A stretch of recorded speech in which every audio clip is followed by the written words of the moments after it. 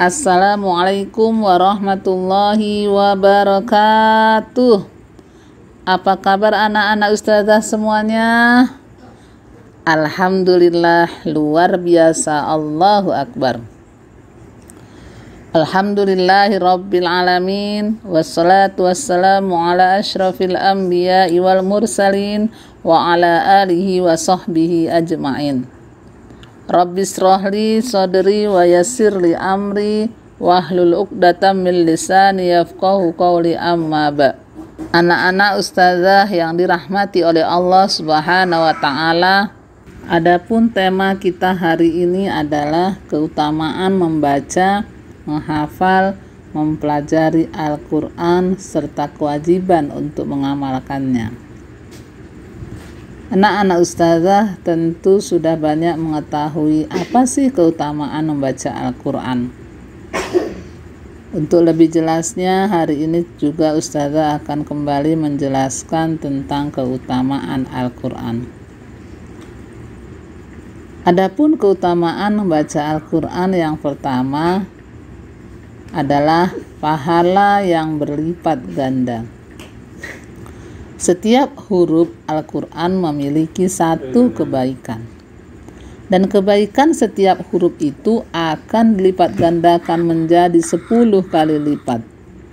Rasulullah Shallallahu Alaihi Wasallam bersabda, siapa yang membaca satu huruf dari kitab Allah, dia akan mendapatkan satu kebaikan.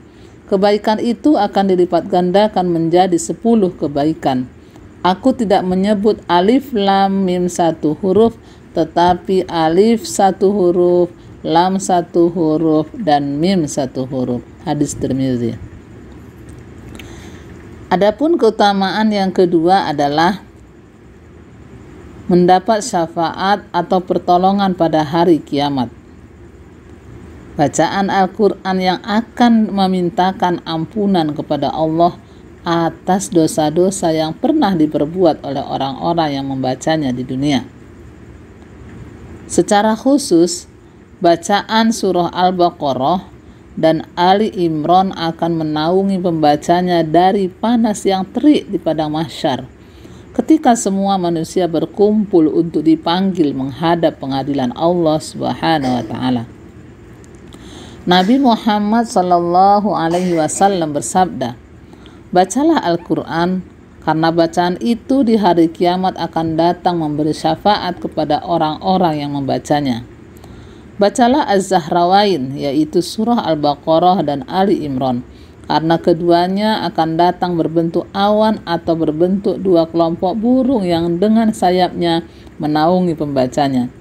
Bacalah surah Al-Baqarah, karena membacanya akan mendatangkan keberkahan, meninggalkannya akan mendatangkan penyesalan, dan dengan membacanya tidak akan mempan oleh sihir. Hadis Muslim.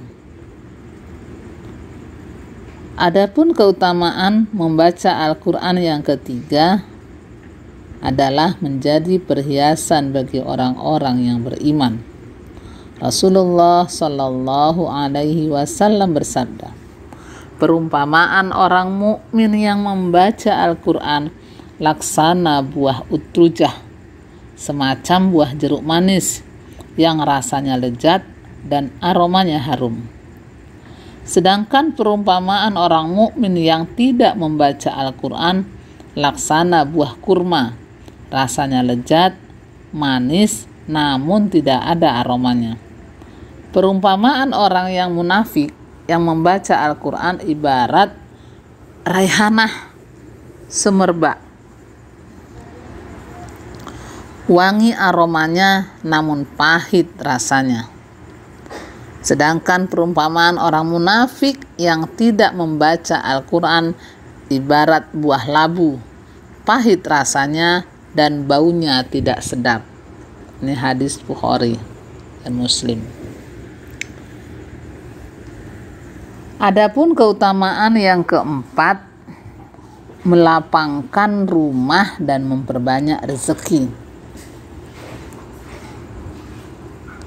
Menurut Abu Hurairah, rumah yang biasa dipakai membaca Al-Quran akan membuat penghuninya merasa lapang, meskipun rumahnya tidak luas. Bacaannya akan mengundang banyak rezeki. Rumahnya akan dimasuki oleh malaikat, sementara setan-setan akan terusir dari rumahnya.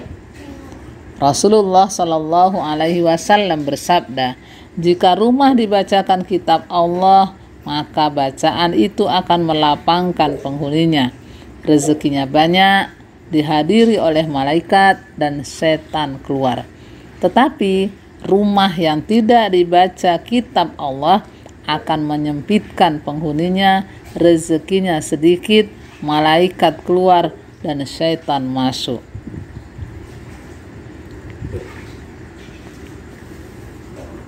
Adapun keutamaan menghafal Al-Quran. Nah, anak ustazah, kita dianjurkan untuk menghafal Al-Quran karena ketika kita menghafal Al-Quran banyak keutamaan yang dapat kita peroleh. Adapun keutamaan yang pertama, penghafal Al-Quran akan hidup bersama malaikat. Rasulullah Shallallahu Alaihi Wasallam bersabda, orang yang membaca Al-Quran dan dia menghafalnya akan bersama malaikat yang mulia. Sedangkan orang yang membaca Al-Quran dengan terbata-bata dan mengalami kesulitan dalam membacanya, maka dia mendapatkan 2 pahala. Hadis Bukhari. Yang kedua, keutamaan menghafal Al-Quran. Penghafal Al-Quran ditinggikan kedudukannya di surga beberapa derajat. Rasulullah Shallallahu Alaihi Wasallam bersabda, dikatakan kepada penghafal Al-Quran di akhirat, bacalah Al-Quran dan naiklah ke surga, serta tartilkan bacaanmu sebagaimana engkau tartilkan saat di dunia. Sesungguhnya kedudukan dan tempat tinggalmu di surga ditentukan oleh akhir ayat yang engkau baca. Abu Daud. Adapun keutamaan mempelajari Al-Quran. Keutamaan mempelajari Al-Quran yang pertama adalah paling mulia di sisi Allah. Anak-anak ustazah yang dirahmati oleh Allah, orang yang mempelajari Al-Quran memiliki keutamaan sebagai orang yang paling mulia di sisi Allah. Rasulullah Shallallahu Alaihi Wasallam bersabda, sebaik-baik kalian adalah orang yang mempelajari Al-Quran dan mengajarkannya. Hadis Bukhari. Keutamaan kedua adalah Al-Quran sumber segala kebaikan. Al-Quran seperti hidangan Allah. Kebaikan hidup seseorang tergantung pada kemampuannya untuk mengambil nilai-nilai luhur yang ada di dalam Al-Quran. Abdullah bin Mas'ud berkata, sesungguhnya Al-Quran adalah hidangan Allah. Maka pelajarilah hidangan itu sebisa mungkin. Sesungguhnya Al-Quran adalah tali Allah. Dia memerintahkan untuk berpegang teguh padanya. Ia adalah cahaya yang terang benderang dan obat yang bermanfaat yang bisa menjaga orang-orang yang berpegang teguh dengannya. Adapun keutamaan yang ketiga, keutamaan mempelajari Al-Quran adalah satu ayat lebih baik dari seekor unta.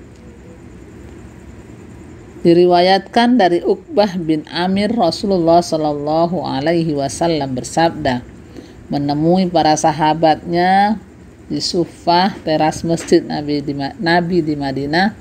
Rasul bertanya, siapa di antara kalian yang ingin di setiap pagi pergi ke Buton atau Akik, nama-nama tempat di Madinah, untuk mengambil 2 ekor unta besar, tidak berdosa dan tidak memutuskan tali silaturahmi, artinya halal bukan mencuri.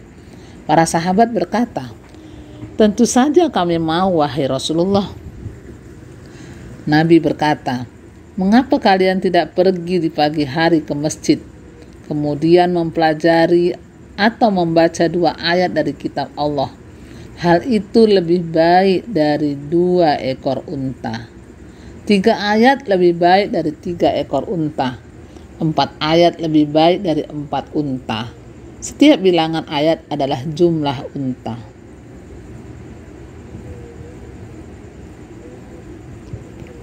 Adapun keutamaan yang keempat, mempelajari 1 ayat lebih baik dari 100 rakaat sholat sunnah.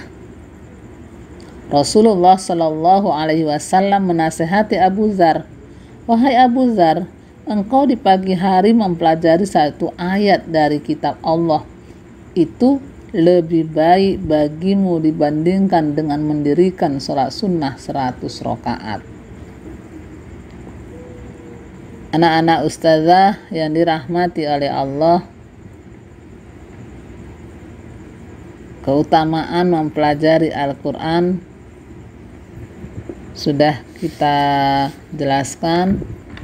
Selanjutnya kita masuk kepada kewajiban untuk mengamalkan Al-Quran. Puncak interaksi seorang muslim dengan Al-Quran adalah mengamalkan ajarannya, yaitu dengan cara membenarkan berita yang dikabarkan oleh Allah, menerapkan hukum-hukumnya, melaksanakan perintah-perintahnya, dan menjauhi larangan-larangannya. Para sahabat apabila selesai belajar 10 ayat dari Al-Quran dari Rasulullah, mereka tidak berpindah ke ayat lain sebelum benar-benar mengamalkan ayat-ayat mereka yang mereka pelajari.